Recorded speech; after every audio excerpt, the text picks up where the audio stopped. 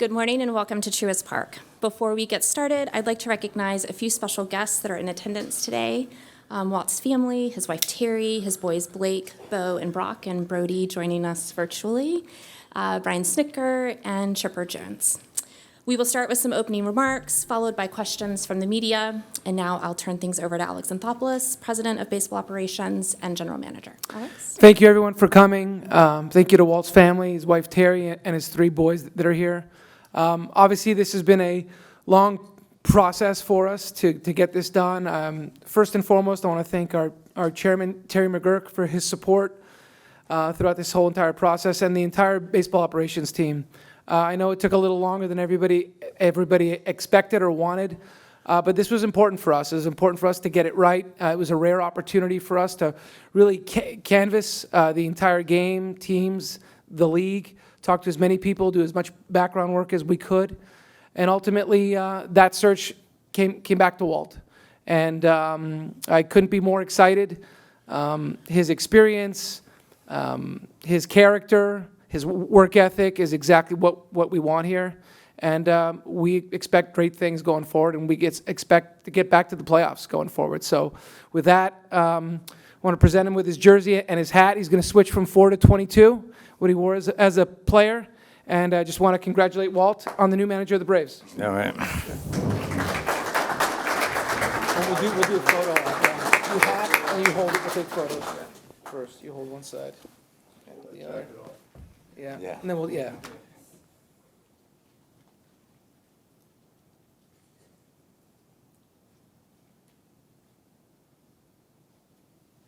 All right, good? Yeah. Thanks, Mitch. There you go.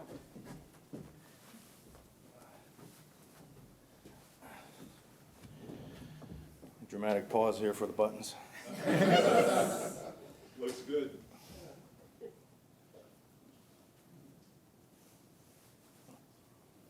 Snaps next to it. You get one button at the top. I That's got it. one. Terry, he gets one button. Yeah. Congratulations.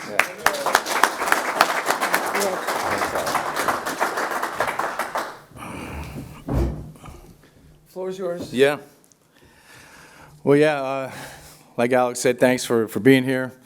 You know, it's been an interesting process. You know, I think I'm very excited once Snit stepped away and I became a part of this. It was something I got really excited about. So, you know, my history here, my last 8 years, I think, you know, I'm hoping it'll be a seamless transition here because of the relationships, not only with the players, but the front office. You know, there's the support staff. There's respect and trust that flows up and down the chain of command. And so I think, you know, for that reason, we can hit the ground running. You know, it's you know, the first time I did this, it was I came to realize that, I mean, it sounds weird, but it takes the better part of a year to truly understand your team. I'm talking about, you know, getting to know them on a deep level, what makes them tick, you know, what situations they thrive in, even down to their body language and those types of things that we read into. So that's a process that takes the better part of a year, and I think, you know, the fact that I've been here and a lot of those things are already established, like I said, we can hit the ground running. But that being said, I want to throw out some thank yous also. My family, my 4 boys, they're my 4 best friends, and you know, my wife, who for 35 years has navigated this baseball life to perfection. So, you know, I'm grateful for the people in my life. Thank you to Terry McGurk, and same name as my wife, Terry. Make that clear there, but and thank you to Alex, and everybody else that was involved in this coming to fruition. Look, I understand the impact of this Braves brand. Played here for 3 years, you know, obviously coached for 8 years. I understand the wide-reaching fan base, you know, the history of this brand and how important it is to a lot of people, and how many people have worked really hard to make this brand really one of the envies of the sports world. When you consider, like I said, our far-reaching fan base goes coast to coast. This venue we play in, the history here, the success, the Hall of Famers, and ultimately the people. You know, the standards are really high, the expectations are high, and it's a good thing. It means you're doing something right. But you know, and I want to say thank you to SNIT. I mean, without SNIT, I wouldn't be here. You know, SNIT and Bobby Cox brought me back into a Braves uniform 8 years ago, and I loved these last 8 years working for SNIT.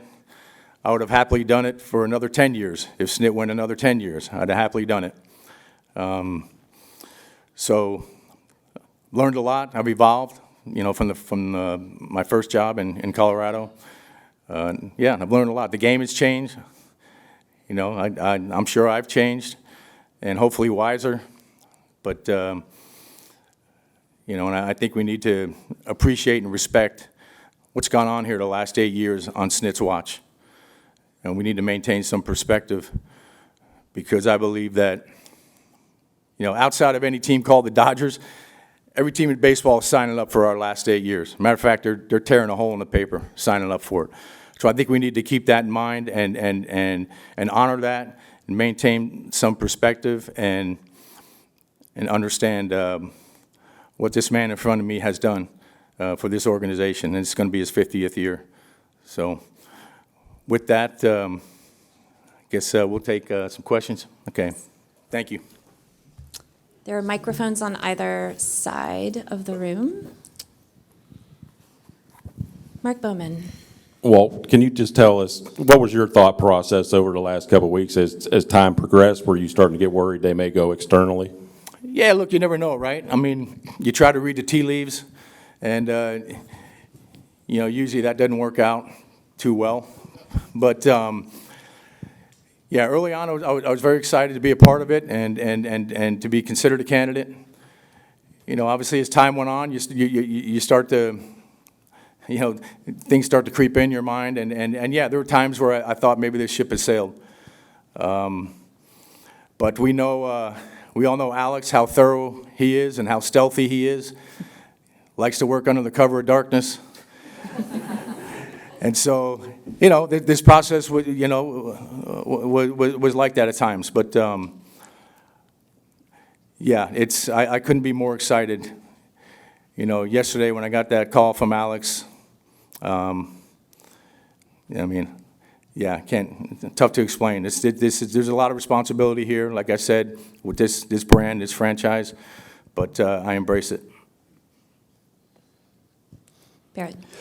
Walt, you mentioned that you've changed, the game has changed since your time in Colorado. How has your view of advanced analytics changed during that span? Because the game has changed and moved in that direction. Look, I've evolved with the game. I think if you don't, you're a fool. So, you know, my philosophy is, why would anybody, especially in a position of leadership, turn their back on information? And Alex has done a great job, and his team has done a great job of blending, you know, the wisdom that comes from being in uniform for a number of years, and the information that's available to us today, and the technology that's available. So I'm very curious when it comes to the information. I want it, and then, you know, there's a point where you got to put context to it, and I always say that, you know, there's an art and a science to everything. You know, the information gathering is the science part of it, and the art is putting context to it in the dugout and making it practical and pragmatic over the course of a 9-inning game. So, yeah, I think you have to evolve. The game has changed, like I said, and yeah, you'd be a fool not to evolve with the game. Allison. Two questions. Walt, what's one thing that you learned from Brian Snitker during your time working with him? And then for Alex, what stood out about Walt Weiss and during this process? That's an easy one for me, and I think the top of the list, there's several things, but patience. It's really good to see, for me to see SNIT operate these last 8 years because, our personalities complement each other very well. I mean, obviously our personalities are different. We're two different people. But, my personality is always, to hurry up and get in there and fix things. And watching SNIT have a feel for the timing of when to interject was very valuable for me. And to watch him absorb losses like he did. I mean, I'd come in his office, because I always go in the office, because I never wanted the manager, I never wanted SNIT to have to feel a loss by himself. And I've been there, and nobody feels a loss more than a manager. So as a bench coach, I didn't want to forget that. So always checked in with SNIT after the game, and, usually it was him giving me the therapy. So his patience and his feel for the room and for situations, his timing, impeccable.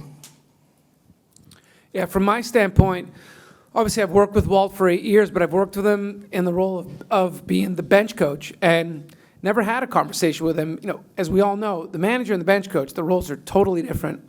I mean, being able to talk to him for the first time about being the manager of this team, it's not, sure, you can use your past experiences and your experiences here with the Braves, but it's not the same conversation. And so as much as I knew Walt, I knew everybody on our staff. That doesn't mean everyone was a candidate. So the manager role is very different.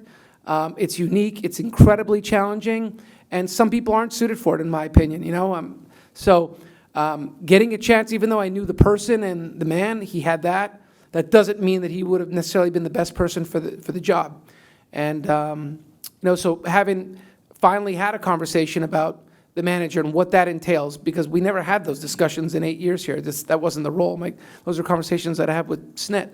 And then obviously going through the process and doing our work and so on. But, at the end of the day, this was about the best person. Internal, external, didn't matter. This is the third time I've done this. 2 other times I've gone external. And I never had a thought process of it needs to be internal. It's the best person, period.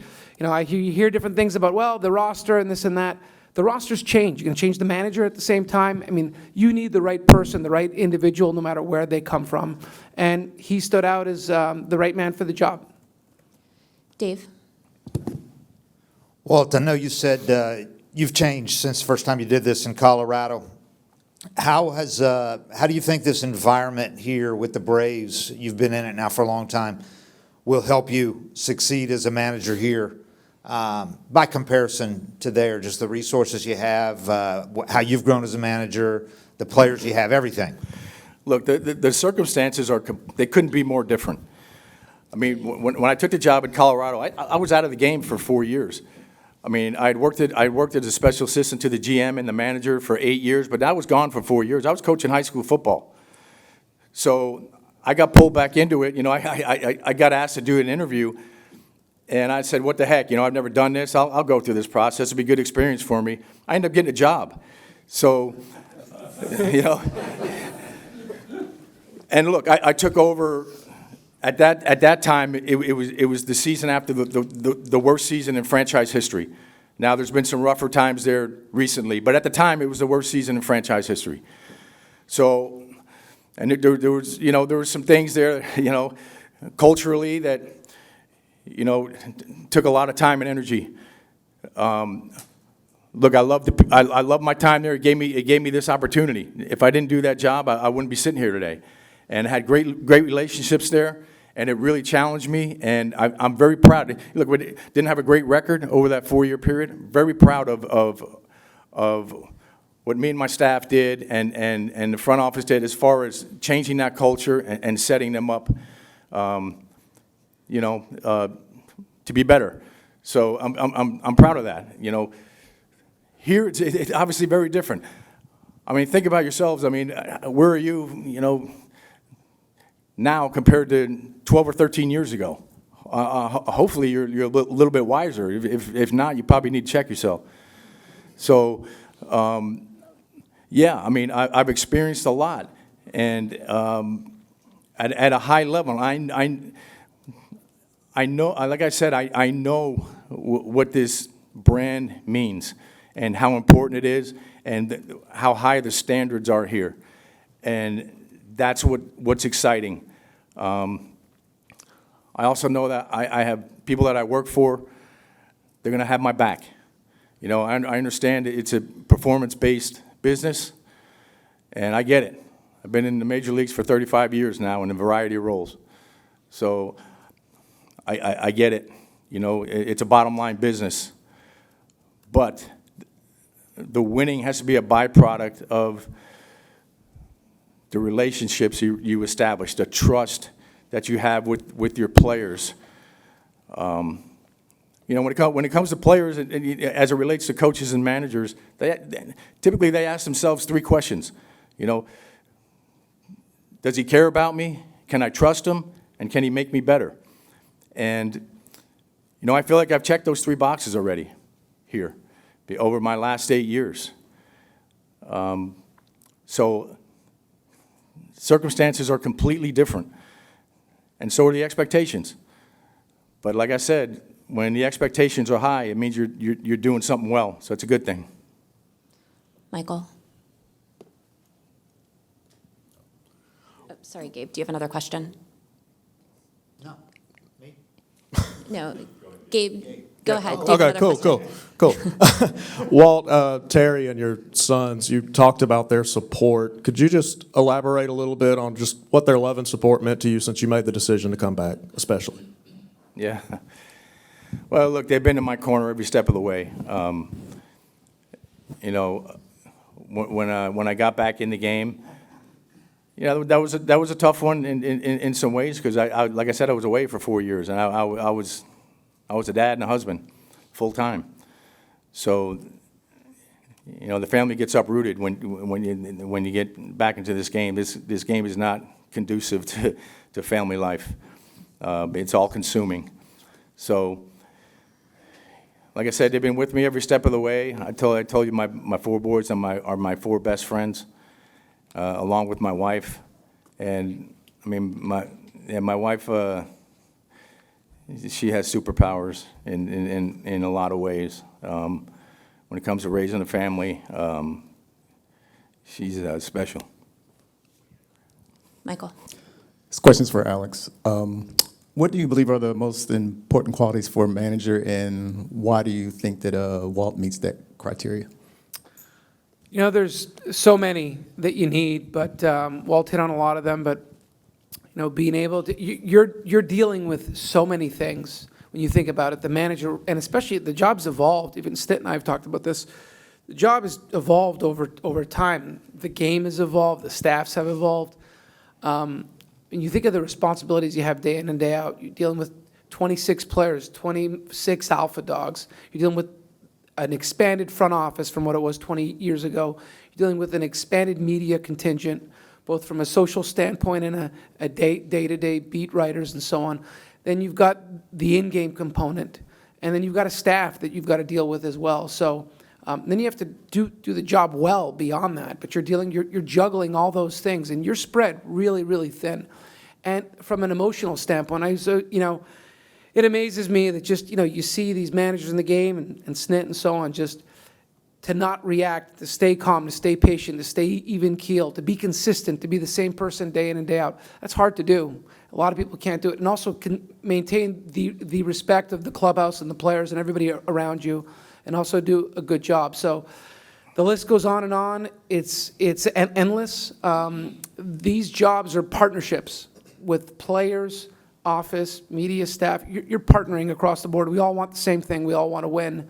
And, we might not always agree on how to get there, but, our values are all very aligned. Grant? Walt, I know you spoke glowingly about your time working on Brian Snitker's staff. You also, during your playing days, were able to play for some Hall of Fame managers, Bobby Cox, as well as Tony La Russa. I'm curious about those experiences from your playing days and now getting this opportunity to manage, how you incorporate that in the style in which you like to bring to your team. Yeah. Oh, look, I mean, we're all a product of our experiences and the people we've been around. I was very fortunate to be around some great managers And I take a little bit from all of them.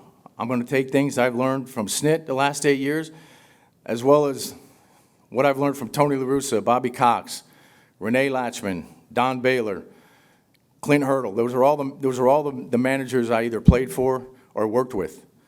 And look, I mean, that wisdom is shared, right? And that's how we get better, by being around wise people. So I'll take things from all those men, but in the end, it's going to look very different, because it's going to be my personality, my leadership style, my personal touch. So the delivery will be very different from any of the guys I've been around. But yeah, I've been fortunate. I always say, look, I never want to act like I have all the answers, because we all know better. But you know, most of the things I've learned over the course of my life and my career, I've learned through failure, by screwing up. You know, but and the fact that I've been around some pretty smart, wise people in this game. Been fortunate to have been around some high-level people, and every once in a while I paid attention. So a lot of the stuff I've stolen from other people and made it my own, and that's what's going to make it unique in the end. Bo. Alex, how many individuals did you interview for this job? And when did you know it was Walt, and what did set him apart from all the other candidates? Yeah, so we did a ton of work. I mean, we spent, I don't even remember, I feel like it's been a month, or it feels like dog years a little bit, right? So it's been exhaustive. And I mean, the amount of work and candidates and people we spoke to, it was just a lot without getting into specifics. You know, I would say that over the weekend is when, you know, he started to, I had some conversations. I remember there was one I had Saturday morning, you know, I thought about Walt Saturday a little bit, and then I had some conversations Saturday that really impacted me, and then you're still chewing on it and going through stuff, and really ultimately had a few more that I needed to have on Monday, just to make sure that I checked all those boxes. And look, I knew Walt, but I only knew him at a certain level, right? I'm not down there working with him day in and day out, and it wasn't in the role of manager. So people can interview and say all the right things and do all the right things, but like I mentioned when I did my first Zoom with you guys, the background work is pretty important. As much as I felt like I knew the person, still needed to do a lot of work, and maybe have a couple conversations on Monday just to make sure some people that were around him a little bit more than anybody else, that I had significant faith and trust in what they had to say.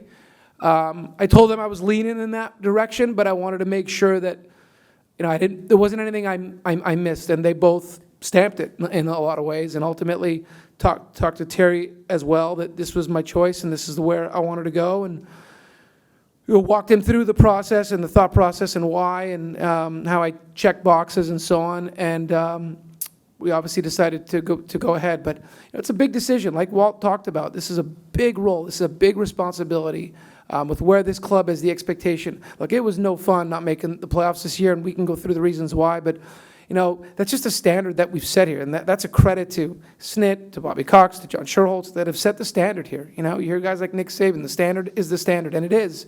And, you know, we expect to be in the playoffs year in and year out. So, you know, this is a real responsibility, and we owed it to make sure that we left no stone unturned and were as thorough as we could be, even if it was someone that was already internal. Bailey. I have two questions. First one is for Alex. Going off of that a little bit, how much of an influence did individuals in the building like SNIT and Chipper and people who know Walt influence your decision? Because you just mentioned, you know, you didn't really know him on a manager capacity, more of a bench coach. Yeah, I mean, look, I value their opinion immensely. Both guys are not the same person. Their careers are different, but their knowledge, their wisdom, they've won a lot, and they've got a lot more experience in the game than I do. So it carries weight, of course. And you know, I remember somebody I worked with a long time ago told me, you know, it's fine to cast votes, but not all votes count the same.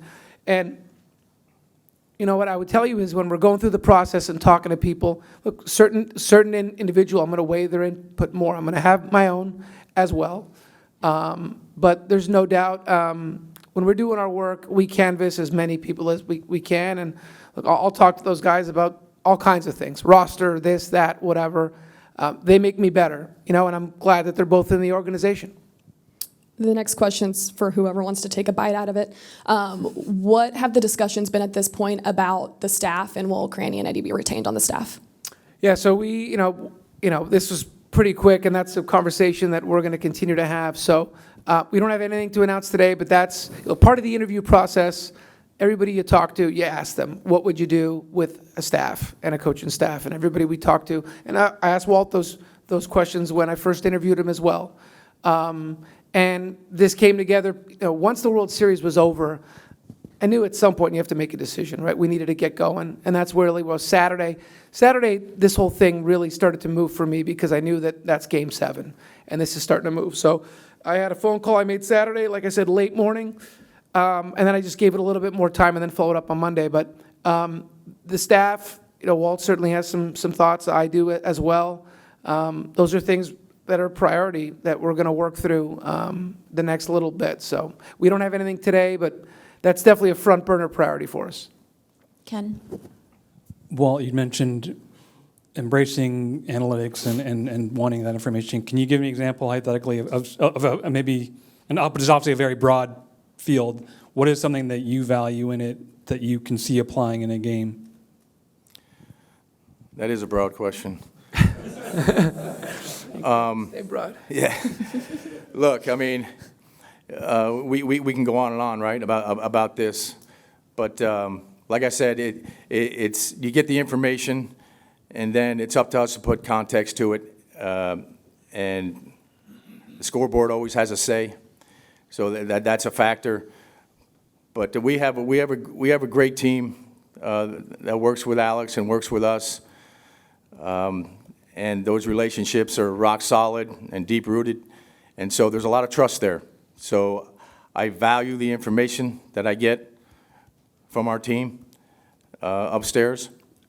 And, yeah, I mean, it's tough to go into specifics of this because there's so many ways we can go when you talk about the analytics and the information. But, you know, very open and always very curious to get better in that realm. Allison? Alex, when did the interview process really start for just all of them? And can you kind of ballpark how many people you interviewed? It's like during this process? Yeah, so, you know, I think I did my Zoom call with you guys on the Saturday, I think, and we didn't have a list yet. And I don't even know what the date was, early October, I assume. So, but I would say maybe a week after that, you know, just thinking through, obviously you get through the week and start coming up with names, candidates. And look, a job like this is open, you're getting inundated, right, with so many people, names, direct contacts.